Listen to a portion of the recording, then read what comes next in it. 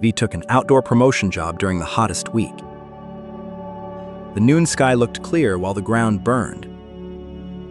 Vi used only a little sunscreen before leaving. She forgot a hat and assumed she would cope. Kwon brought a hat, water, and cooling towels. He reminded Vi to look for shade whenever possible. Vi laughed and said it was only a few hours. Near noon, her neck burned and skin reddened. She sweated heavily while her lips turned dry. Hank at the drink stall watched Vi with concern. She offered a cool towel and asked about water. Vi realized she had drunk only half a bottle. Kwon suggested a shorter shift under shade. Vi kept standing because she feared inconveniencing others. Soon her head felt light and her steps wavered. Kwon quickly guided her to a chair nearby. Hank handed cool water and fanned her gently. Vi did not faint, but her heart raced. Kwon said her body was sending a clear warning. Hank told stories of people collapsing from midday heat. She said shade is a form of protection. Sunscreen needs enough amount and timely reapplication. Water should be sipped regularly, not after thirst. Vi listened more carefully than during any training. After work, her skin still glowed red. That night, a mirror showed what the sun left. She placed sunscreen beside her keys for tomorrow. A wide-brim hat was hung by the door. Vi filled her water bottle and chilled it. Next morning, she stepped out like a different person. She applied sunscreen carefully to face, neck, and arms. The hat cast a cooler shadow across her eyes. Vi set reminders to drink water every 30 minutes. Kwon noticed and nodded with approval. At noon, Vi stepped into shade on purpose. Hank added lemon slices to the water bottle. The water tasted better and Vi enjoyed drinking. Yesterday's heavy-headed feeling did not return. A younger coworker removed his hat to save hairstyle. Vi described yesterday's dizzy spell to him. He laughed awkwardly and put the hat back. That workday moved along far more smoothly. After work, Kwon explained heat exhaustion signs. Headache, weakness, dizziness, and nausea all matter. Shade, water, and rest are the first response. Vi quickly noted those points into her phone. On weekend, Vi took her younger sister out. This time, she packed hats, water, and towels. They chose seats under trees rather than open ground. Her sister asked why Vi had become so careful. Vi smiled and said beautiful sun can still bite. She reapplied sunscreen after several hours outside. Her skin did not burn like last weekend. Vi felt she was managing heat, not fighting it. A bigger event arrived at the city square. The shift stretched from morning into early afternoon. Vi divided time into sections with short breaks. She took small sips regularly instead of chugging. Kwon said that was the truly smart method.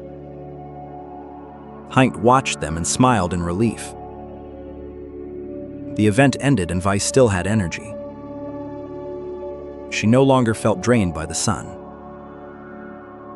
People started asking Vi how she stayed steady. Vi answered with her hat, bottle, and shade. She also mentioned reapplying sunscreen on time. A simple habit preserved an entire long day. Vi's sister later started carrying water to school. She also remembered to avoid harsh midday sun. Kwon hung extra reminders about resting in shade. Younger workers stopped treating hats as bothersome. Vi realized self-care inconveniences no one. Instead, it makes work smoother and safer. Hank gifted Vi a new hand fan. She said it should remember hot days for her. Vi hung it beside her water bottle. Every morning she saw those three protectors. Hat, water, and shade became her familiar trio. Summer stayed bright, but Vi was no longer careless. She learned to respect weather rather than resist it. Even fierce midday heat can pass gently. That happens when someone seeks relief in time. Vi found shade for her whole body. She also found a slightly slower rhythm. She no longer waited for dizziness to understand. Her body's warning became a healthy habit. From then on, noon sun stopped being blind endurance. It became a part of day needing preparation. And midday shade always had a place for her. Even a small refuge can save an afternoon. Vi smiled and kept walking beneath her hat. We slowly began treating shade and water as daily routine. Kwon could see the change without many explanations. The body answered with steady energy under sun week after week. The hat became a familiar reminder every morning. A small habit ended up protecting many larger things. Vi did not need perfection, only steadier repetition. Busy days still arrived, but they no longer swept everything. The lesson stayed practical because it started very small. People nearby slowly learned from that new rhythm too. Vi understood that self-care was never selfish at all. The change stayed quiet, yet afternoon results showed it. Life looked similar, but moving through it felt different. Shade and water made long days feel less depleted than before. Even Vi's mood grew lighter with that routine. Kwon smiled because the advice had finally settled. Inside familiar rooms, a healthier rhythm started forming. Vi began trusting small improvements that actually lasted. From one difficult moment, a life skill had appeared. It was not magic, only better understanding of the body. Each repeated habit made the result steadier and stronger. The hat now worked like an extension of memory. Vi stopped waiting for major trouble before adjusting. The new habit returned time instead of consuming it. Shade and water slowly became a support point within ordinary days. From then on, healthier choices felt easier and more natural. One person changed first, then the whole mood shifted. The most important lesson was hearing early body signals. Vi kept that useful lesson like a private tool. What looked small was enough to redirect a day. After that, the old story ended with a better habit. Mai left the train after holding rails, using a ticket machine, and checking her phone. She entered an elevator and pressed a button used by many other people. On the way to the office, Mai unconsciously brushed her hair and touched her face. With no visible dirt, her hands still looked completely clean. That day, Mai was responsible for cutting fruit for the team meal. She opened the food box and reached for a knife after putting down her phone. Her coworker Fuck asked whether she had washed before preparing the food. The question made Mai reconsider the invisible trail her hands had traveled. Germs are too small to see, and not every microorganism causes illness. But hands can transfer harmful germs from surfaces to the face or food. Proper hand washing reduces germs and chemicals carried on the skin. The timing of hand washing matters as much as the technique. Mai wet her hands under clean running water and applied soap. She rubbed her palms together until they were covered in lather. She spread the lather over the backs, thumbs, and spaces between fingers. Mai scrubbed beneath her nails where debris is easily missed. She kept scrubbing for at least 20 seconds instead of rinsing quickly. Then Mai rinsed the soap away under clean running water. She dried with a clean paper towel before returning to food preparation. 5 simple steps work better than merely dipping hands in water. Mai used a short tune to estimate 20 seconds without watching a clock. Water does not need to be very hot because soap and scrubbing are what matter. Drying matters because wet hands can transfer germs more easily. Mai washed before eating and before preparing food for other people. She washed after using the restroom and after handling trash. She also cleaned her hands after coughing, sneezing, or blowing her nose. Animals, raw food, and caring for someone sick are other important times. A healthy habit focuses on key moments instead of fearing every surface. When soap and water are unavailable, sanitizer with at least 60% alcohol can help. Sanitizer does not clean visibly dirty or greasy hands well. Phuc noticed that Mai often missed her thumbs when washing quickly. She returned to the sink and cleaned every area again. Another coworker rinsed briefly before reaching for fruit. Mai explained that soap helps lift oils, soil, and germs from skin. Regular soap works well for everyday hand washing in community settings. The important part is covering all areas and scrubbing long enough. Mai removed a large ring before food preparation to clean around the finger. She dried completely before wearing food handling gloves as required.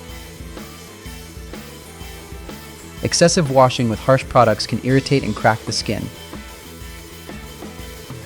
Mai used fragrance-free moisturizer after work to protect her skin barrier. The team meal began as everyone served food from the table. Someone coughed into a palm and reached for the shared serving spoon. Phuc calmly pointed toward the sink and replaced the spoon with a clean one. The coworker washed without being judged or embarrassed. Mai used serving tongs to reduce direct contact with ready-to-eat food. Phones stayed away from the food table because they travel everywhere with hands. After checking a message, Mai washed before returning to the fruit. A visiting child asked why washing mattered when no mud was visible. Mai used glitter to demonstrate how tiny particles spread between hands. One handshake moved glitter onto cups, phones, and the door handle. The lesson was not to fear the world, but to understand routes of spread. Washing at the right moments interrupts many simple routes of transmission. During an outing, the group's sanitizer bottle unexpectedly ran empty. Mai found a nearby restroom with water and soap. The group waited a few minutes to wash before opening the food. A short delay was safer than pretending their hands were clean. Where no sink was available, they used sanitizer with an appropriate alcohol level. Everyone rubbed sanitizer over all hand surfaces until dry. Adults supervised children and kept the bottle away from flames. Sanitizer is a backup option, not a replacement for every hand wash. The next week, a coworker developed vomiting and diarrhea from a stomach infection. The team was reminded that soap and water are especially important for some germs. Shared surfaces were cleaned according to workplace guidance. The sick coworker stayed home and avoided preparing food for others. Hand washing reduces risk but does not create a perfect shield. At home, Mai washed before cooking dinner for her family. She did not rush to the sink after touching every ordinary object. Instead, Mai remembered key moments involving food, toilets, illness, and contamination. Balance made the habit effective and sustainable. The next day, Mai prepared fruit without needing a reminder. She wet, lathered, scrubbed, rinsed, and dried in the same sequence. The office made hand washing a normal part of the daily routine. Rushed mistakes became less common because people allowed time for each step. Soap lather covered backs, finger spaces, and areas around the nails. 20 seconds is brief, but it changes the quality of a hand wash. Clean hands protect the washer and other people sharing the space. The goal is not perfect sterility, but reducing transmission at key moments. Mai reminded everyone that good hand washing is best taught calmly and respectfully. Mai looked at the colorful table and saw a small habit protecting the group. Lunch ended with empty plates and hands that had been washed correctly. Min began editing at 9 at night and believed he needed only one more hour. A phone notification pulled him into an endless stream of short videos. A cup of coffee bought after dinner still sat on his desk. Bright ceiling lights made the room feel like daytime near midnight. Min worked until 1 in the morning because his sleepiness had temporarily faded. The alarm rang at 6:30, only a few hours after he closed his eyes. He woke with a heavy head, slow reactions, and repeated the snooze button. Min blamed work without seeing the role of his evening habits. In a meeting, he forgot a detail mentioned less than 5 minutes earlier. A simple question made Min more irritable than the situation deserved. On the weekend, he slept until noon trying to repay several short nights. But on Sunday night, his body did not want to sleep on schedule. Lan from his team noticed the cycle and asked how many hours he usually slept.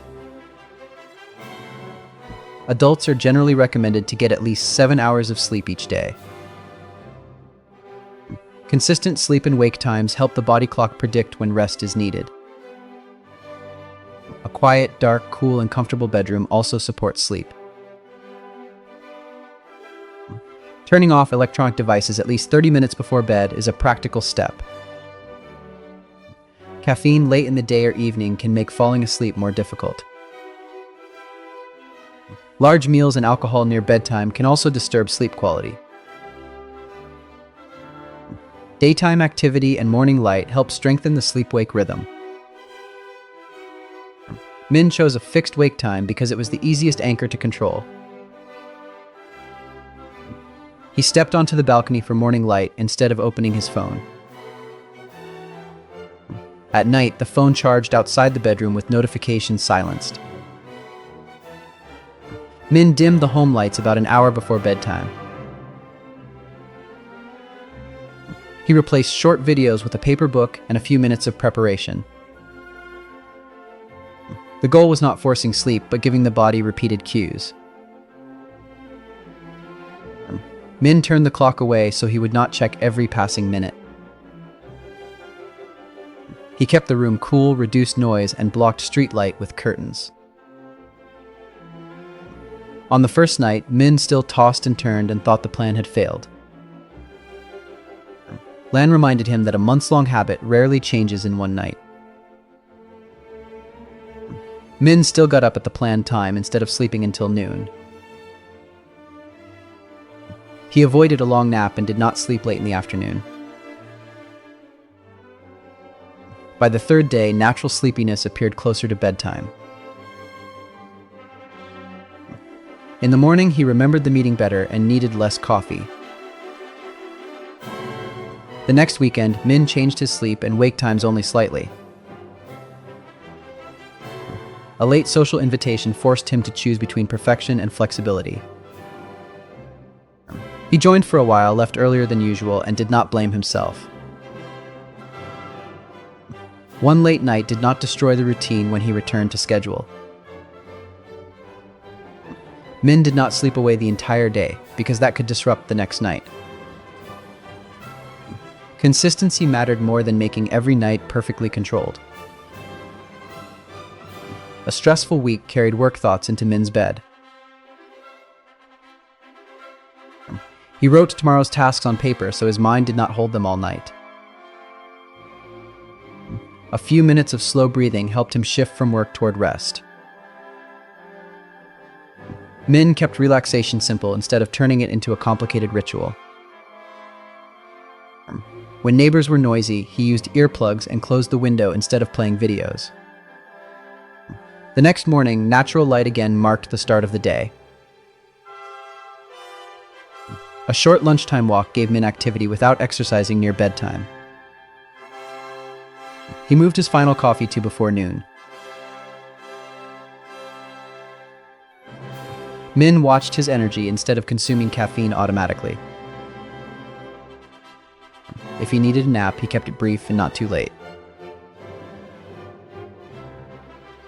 A rainy day made the apartment dark and tempted him to stay in bed. Min opened the curtains, moved gently, and began the day near his usual time. During a work trip, a new time zone and hotel room challenged his routine. He brought earplugs and eye mask and kept his familiar pre-sleep sequence. Bedtime was not identical to home, but familiar cues helped his body adapt. Min understood that travel required flexibility rather than minute-by-minute control. Lan warned that loud snoring with pauses or gasping should be medically evaluated. Persistent insomnia, severe daytime sleepiness, or impaired function also deserves professional help. Min did not self-medicate with sleep products based on an advertisement. He knew poor sleep can have causes that require medical assessment. One evening after work, Min realized he was too sleepy to drive safely. He called a ride and asked a friend to collect the car the next day. Sleepiness affects not only productivity but also reaction time and judgment. Safety became a stronger reason than any productivity goal. After 1 month, Min's sleep schedule was imperfect but clearly more stable. He woke near the same time without repeatedly snoozing. Morning light, walking, and regular meals gave rhythm to the day. Coffee became something to enjoy rather than a crutch for staying awake. In the evening, the large screen turned off before Min entered the bedroom. The phone stayed outside and no longer glowed beside his pillow. A thin book replaced endless scrolling. Curtains closed, lights dimmed, and the room became quiet. Min allowed enough time in his schedule for at least 7 hours of sleep. In the morning, he often woke before the alarm made its first sound. Not every night was easy, but he knew how to return to the routine. Better sleep grew from repeated small choices, not one secret trick. He stopped treating all-night work as proof of dedication. Evening boundaries made the next day safer and more effective. Min understood that rest is a biological need, not a reward after work. That night, the screen went dark on time and the room finally entered the night. Min woke late and skipped breakfast once again. He carried only coffee onto the crowded bus. At work, the numbers started blurring before him. Lan noticed Min rubbing his temples between meetings. She quietly offered sliced bananas and grain crackers. Min laughed and said coffee was faster than breakfast. By 10 o'clock, his stomach growled louder than printers. A small mistake nearly damaged yesterday's sales report.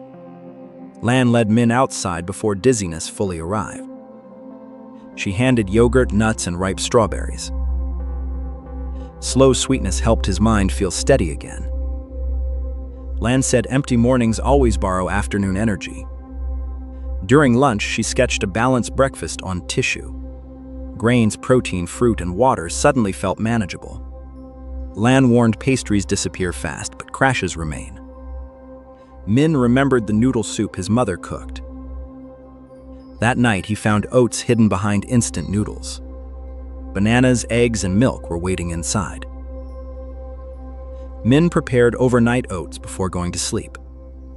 Next morning, breakfast was already waiting beside coffee. He ate slowly while dawn touched nearby balconies. The familiar bus ride felt steadier with food inside.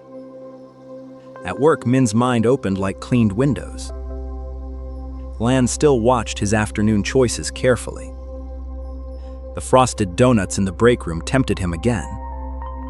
Min chose half a donut with an apple. The afternoon passed without the usual energy crash. One overslept Tuesday nearly pulled him backward. A note on the fridge said tomorrow needs fuel. Min made toast and eggs within a few minutes. He packed extra slices for the commute ahead. Another coworker skipped breakfast and borrowed headache tablets. Min recognized his older self in that moment. He shared toast and quietly told his story. That weekend, Min visited his mother early. She laughed seeing him carry oats and fruit. They cooked corn, eggs, and warm soup together. His mother said breakfast is kindness before stress. Those words stayed longer than the meal itself. A rainy Monday delayed buses and irritated everyone. Min remained calm because he had already eaten. He solved a client problem before noon arrived. His manager praised the report's clarity and structure. Lan smiled and said real fuel changes everything. Month-end deadlines shortened Min's sleep once again.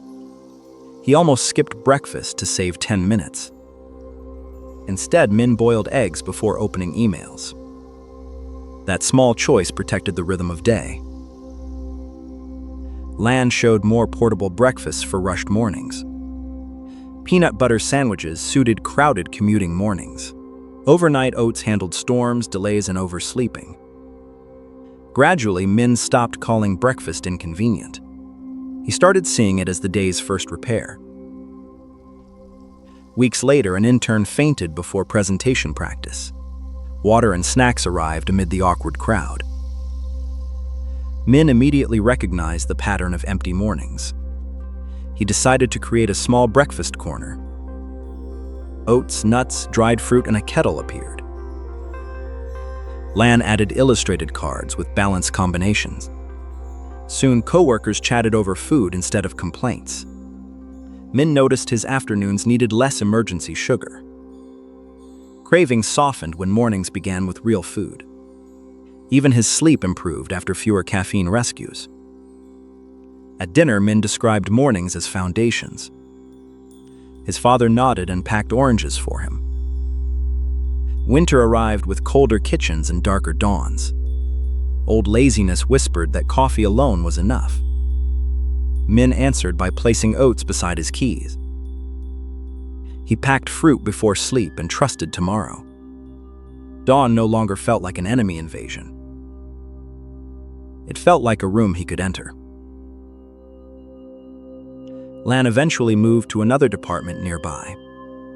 Before leaving, she gave Min a small thermos. A handwritten note waited beneath the lid. Feed mornings kindly and afternoons repay the favor. Min kept that gift beside his keyboard daily. Whenever deadlines tightened, he remembered trembling hands. He also remembered oats, fruit, and steady thinking. New employees began copying Min's morning routine. Nobody called breakfast old-fashioned anymore. They called it preparation wearing an ordinary face. On difficult mornings, Min still heard Lan's lesson. An empty start always collects interest by evening. So he toasted bread, poured water, and paused. The first bite always settled the coming day. Some rescues begin very quietly in everyday life. They only need a kitchen window and choice. Min's breakfast remained simple as ever. Yet what it saved for him felt enormous. From then on, he stopped losing his mornings. Min slowly began treating breakfast as daily routine. Lan could see the change without many explanations. The body answered with steady energy week after week. The thermos became a familiar reminder every morning. A small habit ended up protecting many larger things. Min did not need perfection, only steadier repetition. Busy days still arrived, but they no longer swept everything. The lesson stayed practical because it started very small. People nearby slowly learned from that new rhythm too. Min understood that self-care was never selfish at all. The change stayed quiet, yet afternoon results showed it. Life looked similar, but moving through it felt different. Breakfast made long days feel less depleted than before. Even Min's mood grew lighter with that routine. Lan smiled because the advice had finally settled. Inside familiar rooms, a healthier rhythm started forming. Min began trusting small improvements that actually lasted. From one difficult moment, a life skill had appeared. It was not magic, only better understanding of the body. Each repeated habit made the results steadier and stronger. The thermos now worked like an extension of memory. Min stopped waiting for major trouble before adjusting. The new habit returned time instead of consuming it. Breakfast slowly became a support point within ordinary days.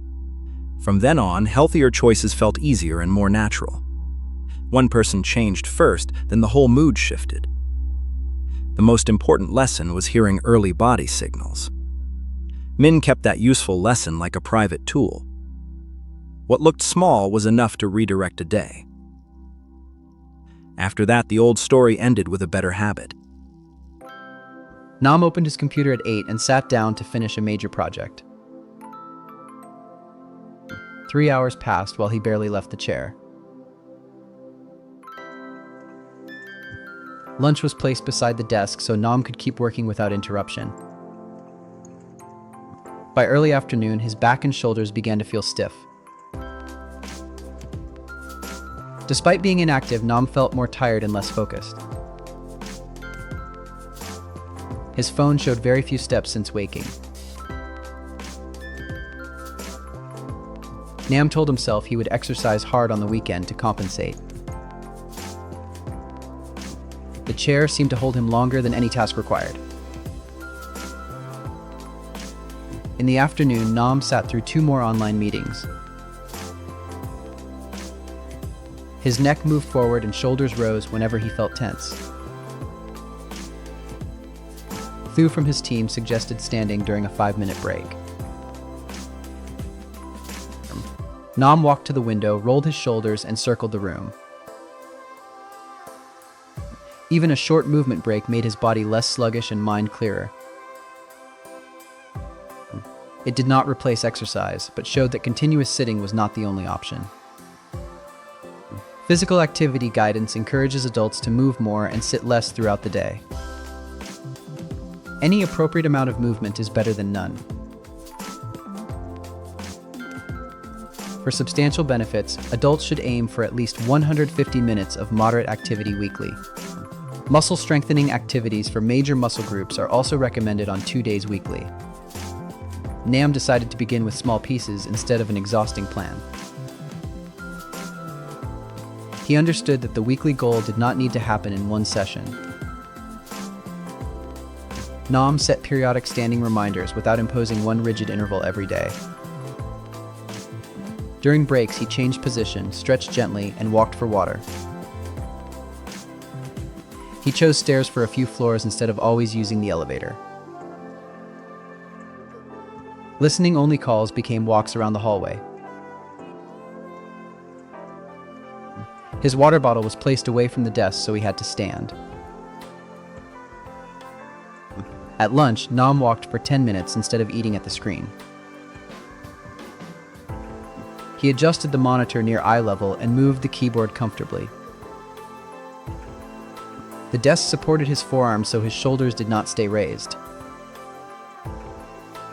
Both feet rested firmly on the floor or a low support.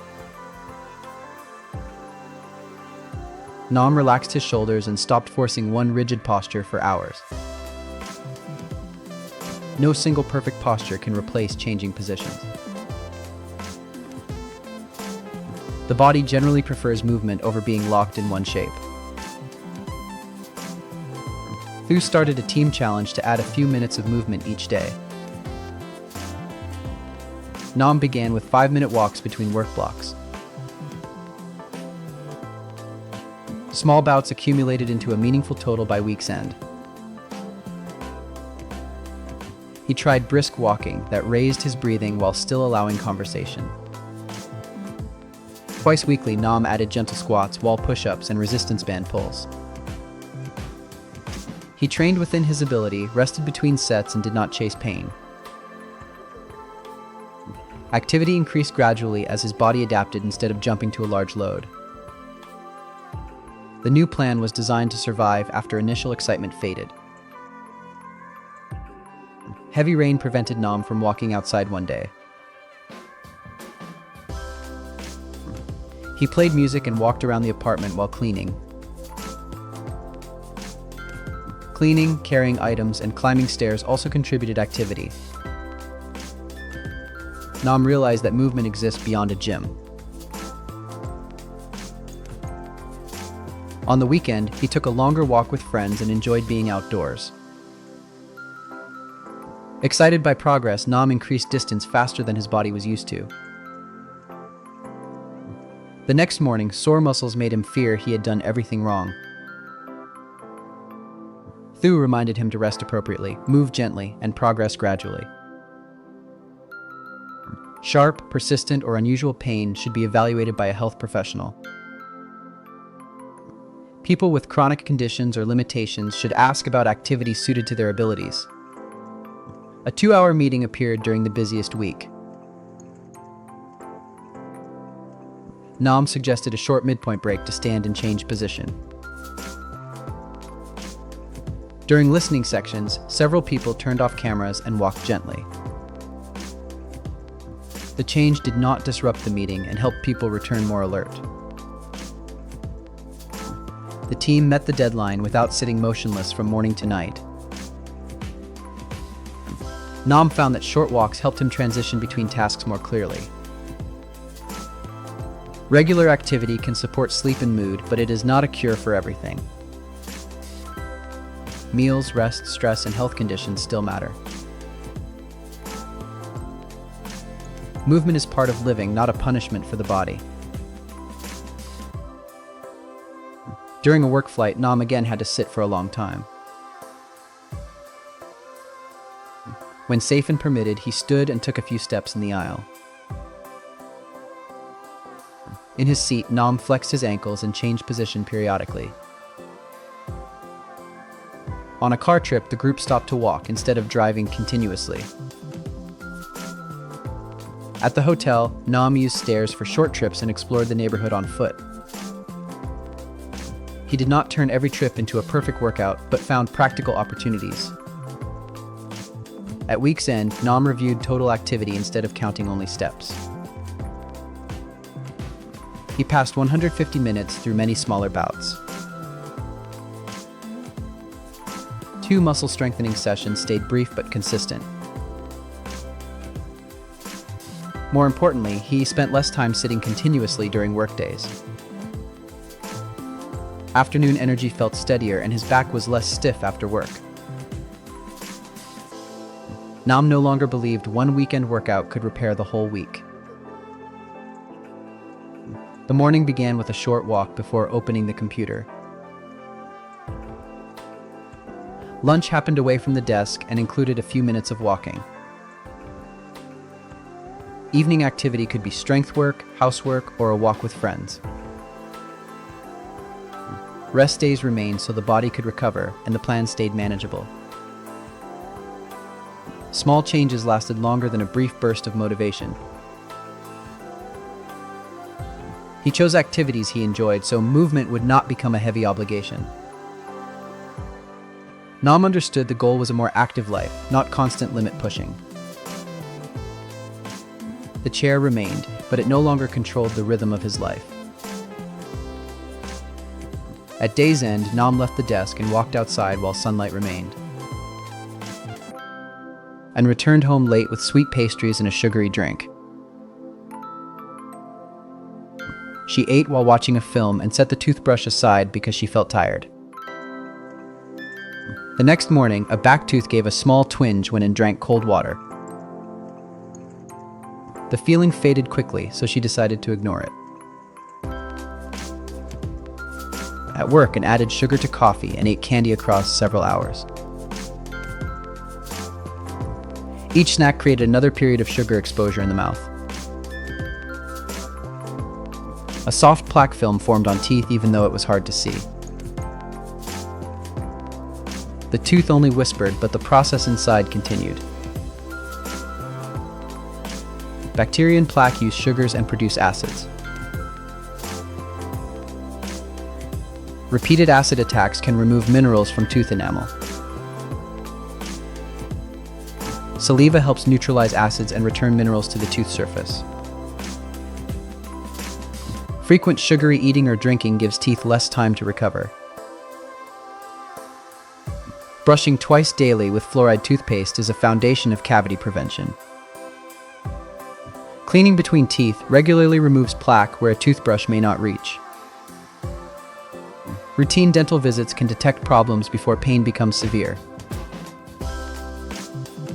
And decided to listen to the small warning instead of waiting for major pain. That evening, she used a soft bristled brush and fluoride toothpaste. And brushed gently instead of pressing hard to clean faster. She cleaned outer, inner, and chewing surfaces across the mouth. The bristles angled gently toward the gum line to reach commonly missed plaque. Night brushing became the final step before Anne went to sleep. In the morning, she brushed again to begin with a clean mouth. And used floss or another suitable interdental cleaner once daily. She guided floss gently around each tooth instead of snapping into the gums. A few gum areas bled lightly because they had often been neglected. Persistent bleeding, swelling, or pain is a reason to consult a dentist. Fluoride can slow decay and help reverse very early mineral loss. Once a cavity forms, the tooth usually needs dental treatment. Tooth pain is a signal for evaluation, not something to simply mask. Home tricks cannot replace finding the cause of dental pain. And booked a dental appointment instead of waiting until she could not eat. The dentist examined her teeth, gums, bite, and eating habits. An early area of decay and plaque between teeth were identified. The dentist cleaned her teeth and gave care instructions suited to her situation. Fluoride toothpaste was explained as a prevention tool, not a magic cure. And learned that sugar frequency matters, not only the amount eaten at once. She replaced the sugary desk drink with plain water most of the time. After snacks, and drank water and allowed time between eating periods. Whole fruit, unsweetened yogurt, and nuts became more common choices. She limited grazing on candy and sugary drinks throughout the afternoon. Her desk drawer no longer overflowed with sweets during stressful moments. A water bottle appeared beside the computer instead of a soda can. And prepared small portions of fruit and nuts to reduce mindless snacking.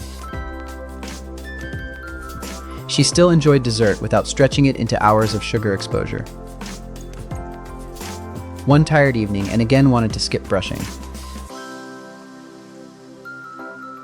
She kept the brush ready beside the sink to reduce effort. A floss holder made interdental cleaning easier for her. And moved gently and stopped if a gum area felt unusually painful. The old brush was replaced when its bristles became frayed. She chose a brush head that could comfortably reach the back teeth. and gently cleaned her tongue where bacteria and food debris can collect. Morning breath improved, but it was not the only measure of oral health. Mouthwash was not used as a replacement for brushing and interdental cleaning. If she needed an additional product, Anne would choose it with dental advice. A friend sent Anne a whitening trick using lemon and an abrasive powder. She refused because acids and abrasives can damage tooth surfaces. Anne asked the dentist about tooth color instead of trying an online recipe. Cosmetic choices should not sacrifice enamel or gum health. Sensitivity still appeared occasionally, so Anne noted when and why it happened. When the symptom persisted, she returned for examination. On a work trip, and packed a brush, fluoride toothpaste, and interdental cleaner. The schedule changed, but twice daily brushing remained a fixed anchor. She did not skip night brushing simply because she had rinsed after dinner. The routine stayed simple enough for home, office, and hotels. Dental visits followed the interval recommended for her individual needs. Each visit was a chance to check teeth, gums, and adjust habits. And understood that smoking also increases gum disease risk and harms oral health. She encouraged a relative to seek quitting support instead of only masking breath. After a month, the tooth no longer twinged when Anne drank cold water. The clean feeling came from consistent technique, not aggressive scrubbing. Her gums bled less as plaque between teeth was cleaned regularly. And understood that early care is usually simpler than waiting for severe pain. She did not panic at every sensation, but she did not ignore it either. Oral prevention is built from small actions repeated each day. 2 fluoride brushings formed the main structure of the routine. Cleaning between teeth-covered areas a brush could not reach. Sensible eating and fewer sugar exposures gave teeth time to recover. Routine visits and persistent symptom care kept small problems from becoming large. And smiled because she understood that oral care is part of everyday overall health. That night, Anne put down the toothbrush and no longer heard the tooth whisper. The hot morning began when Lynn rushed outside and left her water bottle on the table. She bought only a large coffee and squeezed onto a crowded bus.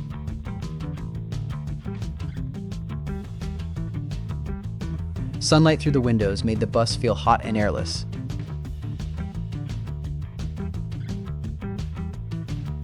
Lynn felt thirsty but told herself she could wait until lunch.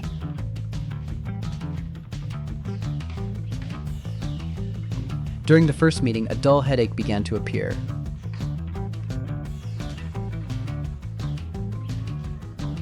Her mouth felt dry, her voice roughened, and concentration became harder.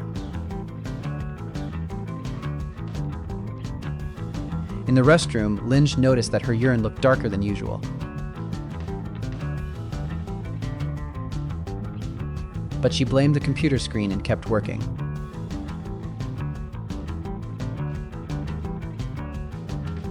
Her coworker Hui placed water beside her and asked what she had drunk that morning. Lynn took several small sips and realized she had ignored thirst for too long. Water helps regulate temperature, carry nutrients, and support normal body functions. That does not mean everyone needs exactly the same amount of water each day. Needs vary with body size, weather, activity, pregnancy, illness, and diet. Some water also comes from food and other suitable beverages.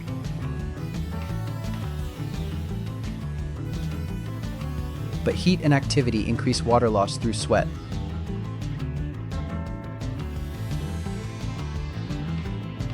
Linge decided to drink regularly instead of waiting until she felt exhausted. She cleaned her bottle, filled it with safe water, and placed it beside the monitor.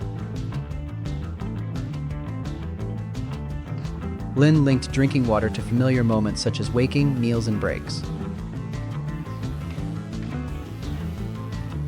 The bottle stayed visible as a reminder without obsessive tracking. For variety, she added lemon slices instead of choosing a heavily sweetened drink. The next morning, Linge drank water with breakfast before leaving home.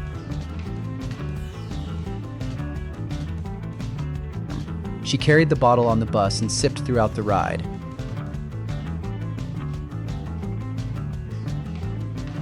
She did not force down a huge amount at once to compensate for the morning.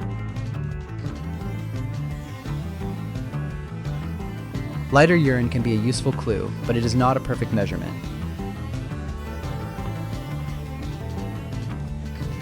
At noon, Lynn walked outside while the temperature remained high.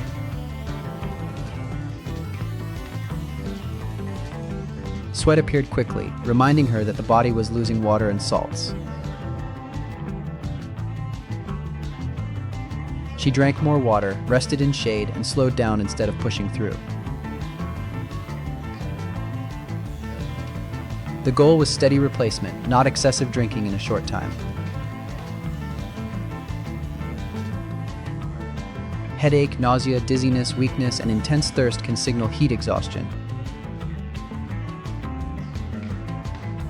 Confusion, fainting, or very high body temperature should be treated as an emergency.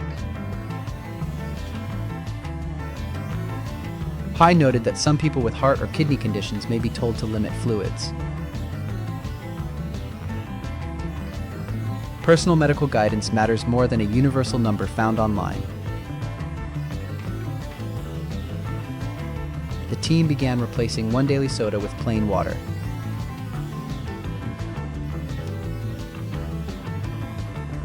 They placed a water pitcher near the break area to make the healthy choice convenient.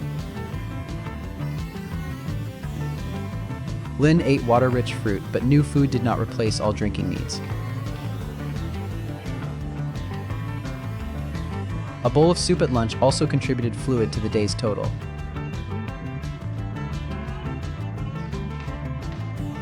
After several days, her afternoon headaches appeared less often.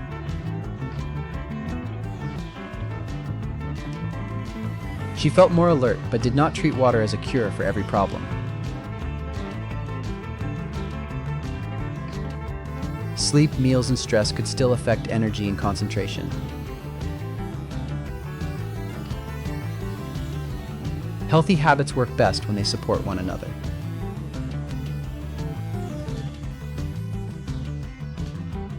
Another morning, Lynn forgot the bottle again while handling an urgent call. Instead of giving up, she used a cup at the office water station.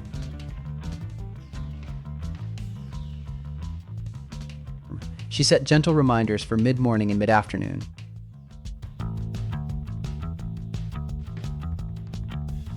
The reminders supported the habit without turning hydration into a competition.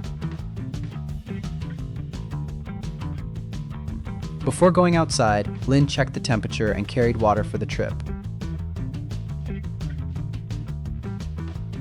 She drank before the trip, during a break, and again after returning. When she felt unusually hot, she sought shade instead of relying only on water. Rest and cooling are important parts of preventing heat illness.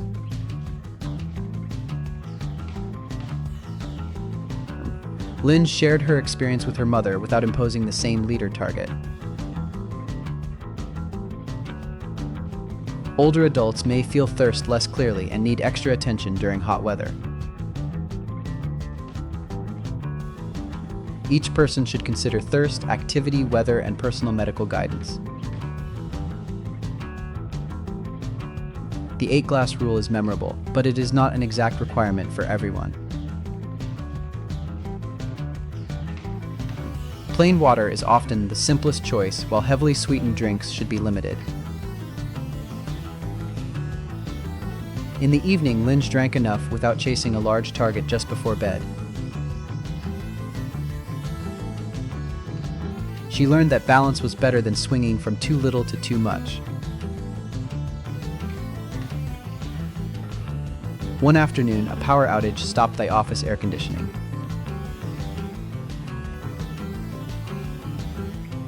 The temperature rose quickly, and the team moved to a better ventilated area. They shared water, reduced activity, and watched one another for warning signs. Lynn understood that drinking water was only one part of a heat response plan. A coworker suddenly became dizzy, weak, and nauseated after moving equipment. The team stopped work, moved him to a cool place, and loosened his jacket. They offered small sips only while he was alert and able to swallow safely. When symptoms did not improve quickly, they called for medical help instead of waiting. Afterward, Lynn built a simple routine she could maintain long-term.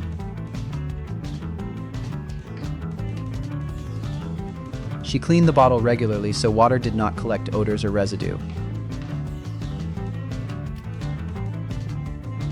She used safe water sources and did not share the bottle mouthpiece. Thirst, dry mouth, fatigue, and darker urine became signals she knew to notice. Each morning, a glass of water appeared beside breakfast instead of being forgotten. Lynn no longer waited for a headache before remembering to drink.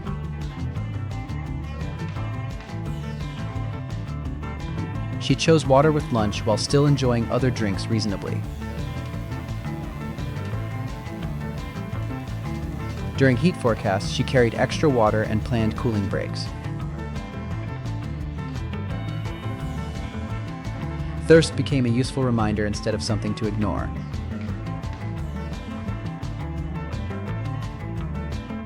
Lynn explained that no single perfect number fits every body.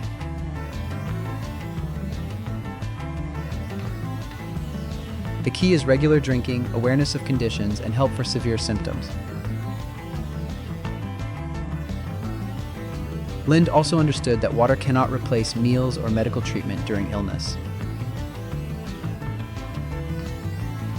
If vomiting or diarrhea persisted, she would ask a health professional about appropriate rehydration. At day's end, some water remained because she did not force herself to finish it. She went home alert, knowing a small habit could prevent a difficult day. Lynn's story was not about drinking the most, but drinking sensibly at the right times. The next morning, the bottle stood beside her keys so it would not be forgotten. And always chose bottled tea and granola bars labeled healthy. She believed bright packaging meant a better choice, and usually began mornings with something sweet and cold. By mid-morning, she felt hungry and strangely restless. Little Bap loved boxed juice after school. He became lively first and tired soon after. One afternoon, Nissan's table full of bottles. She asked whether Anne had ever read the back, and admitted she only noticed fruit pictures and slogans. Ni turned the bottle and pointed at tiny print. Sugar stood alarmingly close to the top ingredients. That small bottle carried far more sweetness than expected. Ni showed in the many names sugarwares. Corn syrup, cane syrup, and fructose hid there. Anne was shocked that her trusted granola was similar. Ni compared 2 yogurt cups side by side. One tasted fruity but carried too much sugar. The other was plainer yet far simpler inside. She explained how colors and promises guide appetite. and brought that lesson home and inspected her kitchen. Her pretty drink shelf suddenly looked like camouflage. She separated the items loaded with added sugar. Bop was surprised box juice lost its privilege and promised they would find smarter choices together. Next morning, she made water with orange slices. Bop tried plain yogurt with banana slices. Both tasted something new yet not unpleasant. At the market and slowed down in each aisle. She began reading labels instead of front images. The more she understood, the better she chose. Ni taught Anne to compare products in one category. Fewer familiar ingredients usually make better sense. Homemade tea suddenly seemed safer than bottled versions, and started preparing chilled water and fruit nightly. Bop asked for soda during cartoon time, and did not ban it. She poured half. The other half was replaced with cool water. Ni said lasting change works better without extremes. After days, and felt fewer strange hunger waves. Bop also seemed less irritable after school. A heavy workday brought old temptations back, and nearly bought sweet bottled coffee from fatigue. But she paused and read the ingredient list. In the end, she chose less sweet coffee and water. The alertness arrived slower but lasted longer. On weekend night, and reorganized the snack shelf. Candy, pastries, and bottled drinks moved lower. Nuts, fruit, and yogurt moved to eye level. She made better choices easier to reach. Ni visited and smiled at the new kitchen. Bop proudly said he could spot added sugar. He even read ingredient lists out loud,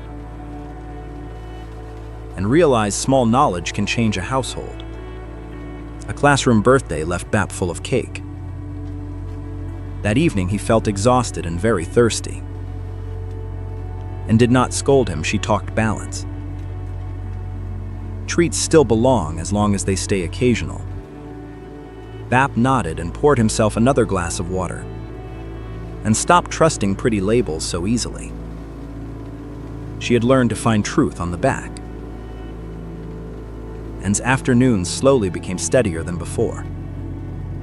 She no longer chased sweetness for quick rescue. Bop found fruit-infused water surprisingly enjoyable. They even made yogurt popsicles together at home. Ni said labels are not meant for fear. They simply help us choose with greater awareness, and began sharing label tips with her clients. People were surprised that tiny print mattered so much.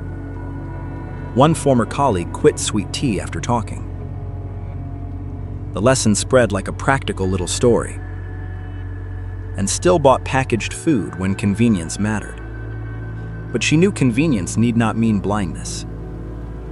Bop got used to whole fruit after school. The spike and crash pattern slowly faded away. One morning, and lingered at her usual aisle. She saw pretty labels and felt no illusion. Her basket held water, yogurt, oats, and fruit. Ni texted asking whether the kitchen told truth, and photographed the basket and sent a grin. Better choices often begin with careful looking. Not every sweet thing must disappear completely. What matters is knowing what enters your body. The backs of packages were no longer boring. They looked like confessions written in small type, and learned to read them with calm attention. Bap learned to choose more slowly and joyfully. Ni only needed to smile whenever she saw them. An honest kitchen had changed their rhythm. From then on, the label could not lie, because the reader had finally become wiser, and slowly began treating ingredient labels as daily routine. Ni could see the change without many explanations. The body answered with wiser choices week after week. The shopping basket became a familiar reminder every morning. a small habit ended up protecting many larger things. And did not need perfection, only steadier repetition. Busy days still arrived, but they no longer swept everything. The lesson stayed practical because it started very small. People nearby slowly learned from that new rhythm too, and understood that self-care was never selfish at all. The change stayed quiet, yet afternoon results showed it. Life looked similar, but moving through it felt different. Ingredient labels made long days feel less depleted than before. Even Anne's mood grew lighter with that routine. Nee smiled because the advice had finally settled. Inside familiar rooms, a healthier rhythm started forming, and began trusting small improvements that actually lasted. From one difficult moment, a life skill had appeared. It was not magic, only better understanding of the body. Each repeated habit made the results steadier and stronger. The shopping basket now worked like an extension of memory, and stopped waiting for major trouble before adjusting. The new habit returned time instead of consuming it. Ingredient labels slowly became a support point within ordinary days. From then on, healthier choices felt easier and more natural. One person changed first, then the whole mood shifted. The most important lesson was hearing early body signals, and kept that useful lesson like a private tool. What looked small was enough to redirect a day. After that, the old story ended with a better habit.